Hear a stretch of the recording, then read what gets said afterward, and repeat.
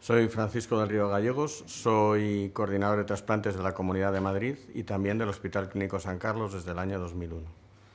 Pues dentro de la UCI, de la Unidad de Cuidados Intensivos, es el sitio más habitual para que podamos encontrar donantes de órganos. Desde un principio me pareció una actividad apasionante porque es obtener vida de la muerte, con lo cual realmente es algo no solo útil, sino necesario y, por supuesto, apasionante. La Comunidad de Madrid tiene 23 programas de donación acreditados. Es una de las comunidades, si no la más potente, una de las más potentes en donación y trasplante de órganos de España y, por lo tanto, del mundo. La actividad es tremenda. Todos los días existen multitud de donaciones y multitud de trasplantes. Ahora no sabría decir cuál es el último récord, pero se baten con frecuencia y aparecen pues, en la prensa de forma casi cotidiana. Entonces es una actividad que necesita estar todo el tiempo en situación de alerta. Es muy importante mantener un nivel de actividad clínica alto, con un nivel de especialización también elevado y sobre todo de actualización, porque España va tan deprisa que está progresando en terrenos que hace, bueno, no digo cuando yo empecé, que es hace 16 años, sino hace 5 años eran impensables. Hoy podemos mantener órganos vivos fuera del cuerpo una vez extraídos para poder ser trasladados a distancias largas, por ejemplo, pues a Canarias o a cualquier país de Europa.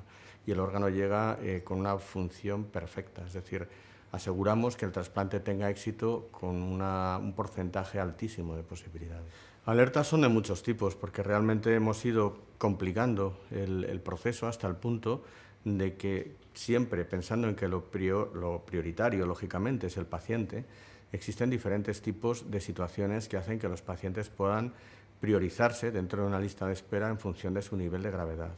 Tenemos una situación, digamos, extrema para que se entienda mejor, que es la alerta cero, que es un paciente que si no se trasplanta en un plazo limitado de tiempo, un plazo que puede ser de 48 horas, esto no se hace mirando el reloj, pero es un tiempo estimado, aproximado, pues fallece porque su corazón o sus pulmones han fracasado o su hígado.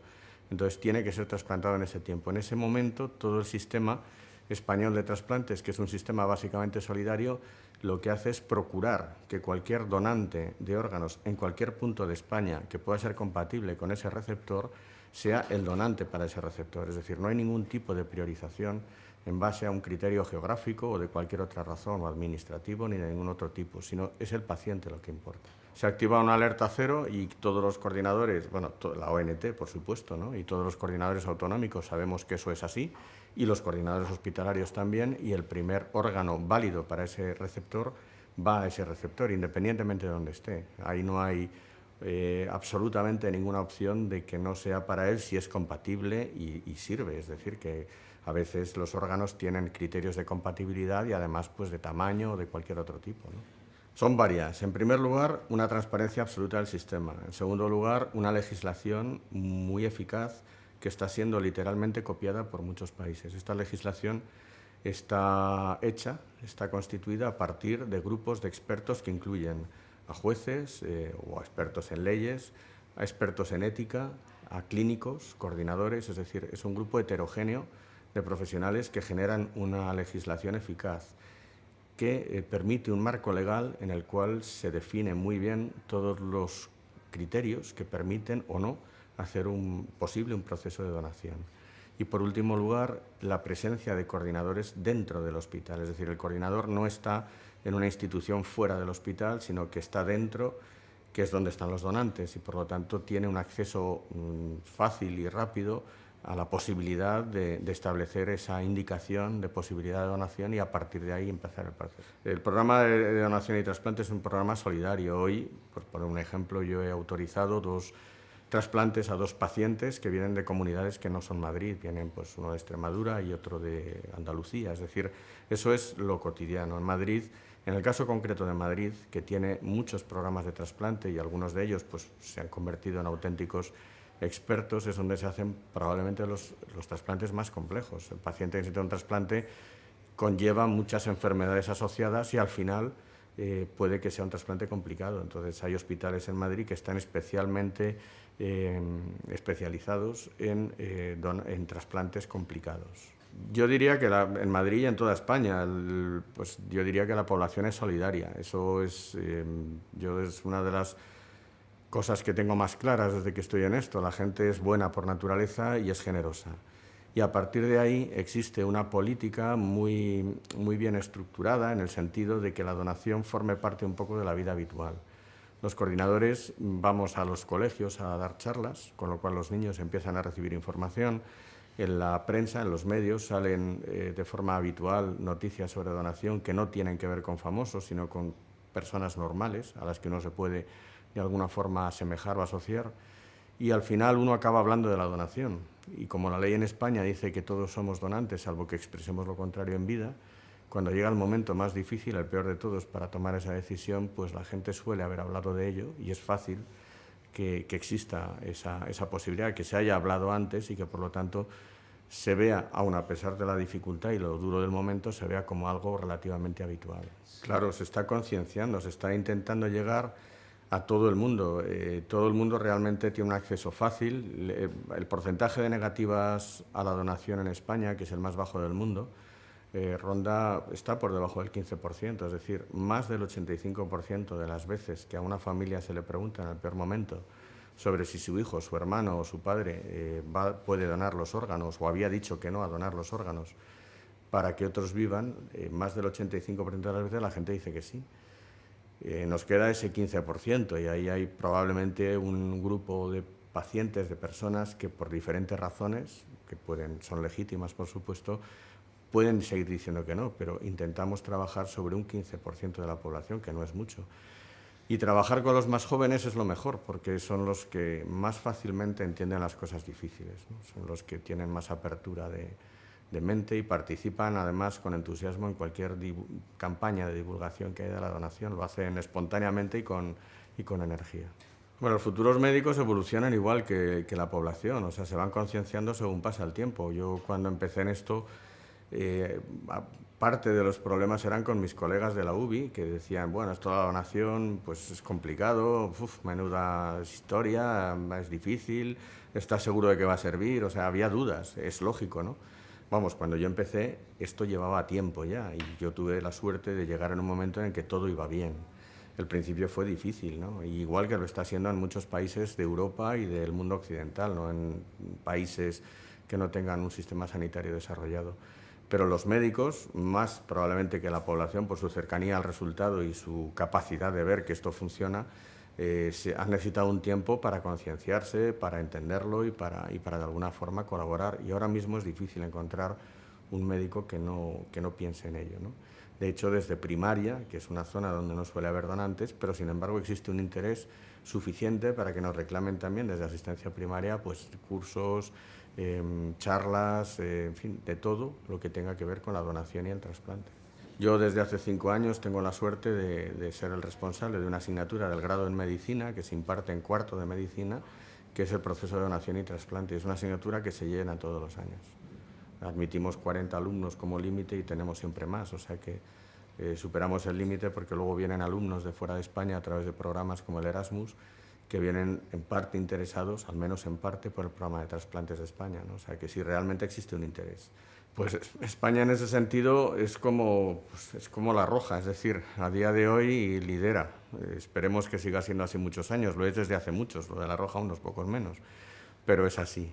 España lidera el tema de trasplantes y vienen a preguntar. De hecho, la última conferencia que hubo la última cumbre que hubo de la Organización Mundial de la Salud en 2010-2011 fue en Madrid y fue una conferencia, una cumbre mundial donde vinieron desde Japón a Sudamérica, pasando por Nueva Zelanda, o sea, fue para China, Japón, es decir, fueron todos los países del mundo y vinieron a ver cómo se hace para establecer un programa o una estructura, un marco internacional en donación. España, por supuesto, aprende. ¿Cómo no va a aprender del resto? Claro que sí. O sea, hay otros programas específicos, muy específicos, que puedan estar un poco más desarrollados en otros países, pero de forma global España lidera y participa más aportando que recibiendo en todo lo que se refiere a donación y trasplante.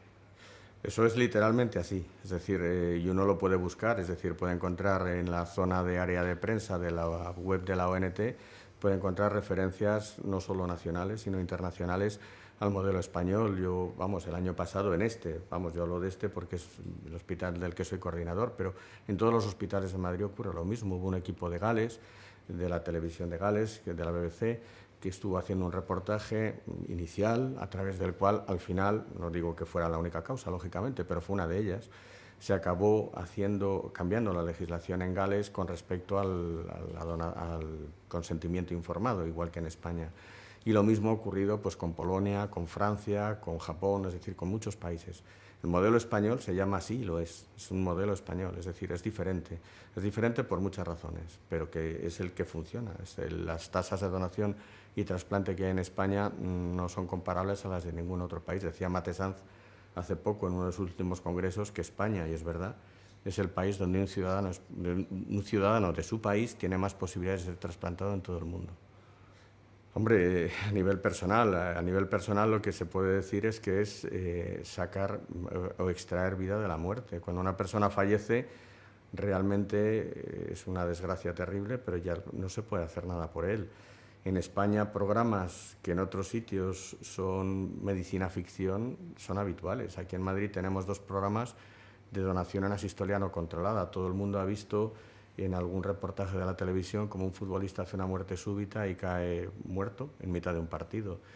Bueno, pues si eso ocurre en Madrid, hay equipos de SAMUR y de SUMA, evidentemente es un esfuerzo de coordinación importante, que mantienen la perfusión de los órganos de esa persona que ya ha fallecido lo suficientemente bien como para venir al hospital y preguntarle a la familia sobre el derecho a donar los órganos, que es un derecho que todos tenemos. Entonces, todo eso hace que todo funcione bien. Todo eso implica muchas más cosas, pero para llegar a ese punto, que es probablemente el más complicado y el más difícil, hay que pasar por todos los anteriores que están bien resueltos. Hombre, sí, claro, el coordinador de trasplantes, pero vamos, yo creo que es como cualquier otra profesión que apasione, ¿no? Cualquiera que se dedique a una profesión que le apasione, yo no sé, se me ocurre, un reportero de guerra lleva mucha peor vida que yo. Y también tiene complicaciones, tendrá familia, supongo, no creo que estén todos solteros y aislados, es decir, que de alguna forma complica la existencia solo hasta cierto punto, porque no es solo cantidad de horas, sino calidad de horas, es decir, cuando uno vuelve a casa y está bien, pues todo va bien.